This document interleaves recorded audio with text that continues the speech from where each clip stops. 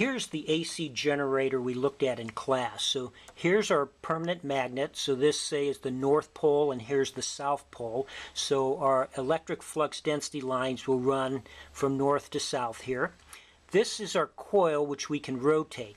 So this coil rotating in this fixed magnetic field will result in a changing magnetic flux inside the coil, which will produce our AC voltage. Now, since the coil is rotating, we need slip rings to connect to it. So this part of the coil is going to ride along the inside of this slip ring, and this part of the coil here is going to ride along the inside of this slip ring, so we can tap our AC voltage at these two connections.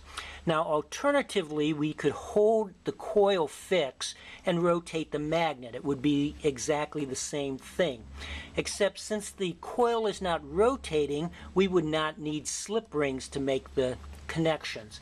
And that's what I'm going to do in the simple AC generator we are now going to construct.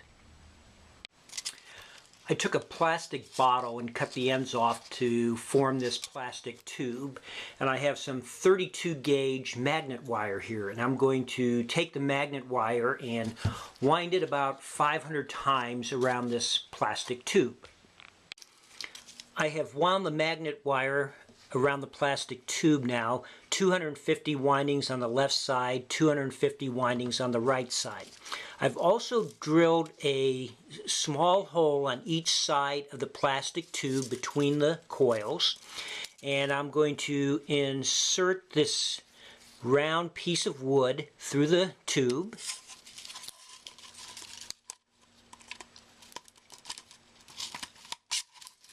And so I can twirl the piece of wood, and what I'm going to do is attach a magnet to the piece of wood so that when it twirls, the magnet is spinning inside the coil, so you have a changing magnetic field inside the coils.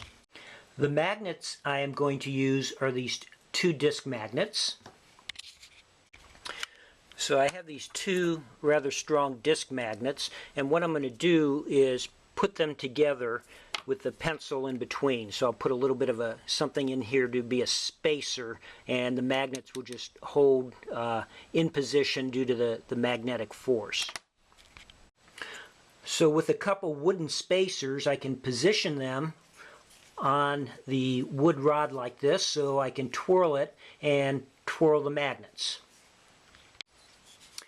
I have the magnets positioned inside the coil such that I can spin the magnets. I've attached a light emitting diode to the two ends of the wire. So when I spin the magnet inside the coil, the changing magnetic field will generate an AC voltage at the ends of the wire. And when the voltage is positive, the diode will turn on, and when it is negative, the diode will turn off. So we'll see the diode turn on and off with the frequency of rotation of the magnets inside the coil.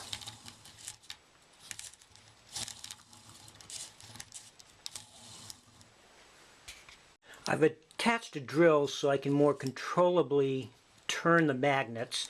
So I'll slowly turn up the rotation frequency, and you'll see that the light emitting diode will go on and off with the frequency of the drill.